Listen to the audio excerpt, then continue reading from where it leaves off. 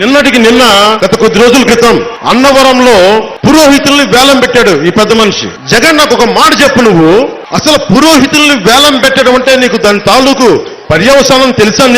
నీకు గాని నీ మంత్రివర్గానికి కానీ అక్కడ చేసిన అధికారులకు కానీ అది రాజ్యాంగ విరుద్ధమైన సంగతి నీకు తెలుసా? ఆ సెన్స్ ఉందా మీకు?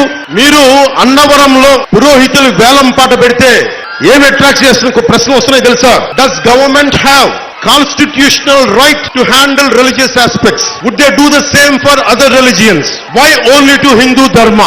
Is there any ulterior motive?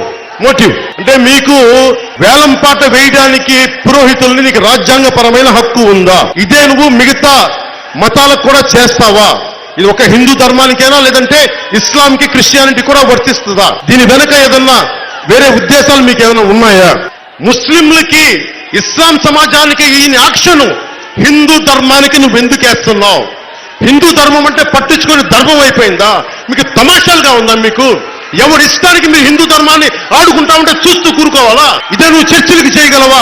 భారత రాజ్యాంగం ఏం చెప్తుంది? రాష్ట్ర ప్రభుత్వాలకు కానీ మత ధర్మాలతో సంబంధం లేదు. క్రిస్టియన్ ఫాదర్స్ వాళ్ళ పని చూసుకుంటారు, ముస్లిం ముల్లాలు వాళ్ళ మతం చూసుకుంటారు, ఆలయానికి సంబంధించిన పెద్దలు ఆలయాల సంగతి చూసుకుంటారు. దయచేసి నీకు చెప్తున్నాను జగన్, హిందూ ధర్మం జోలికి పిచ్చి పిచ్చి వేషాలు వెయ్యకు.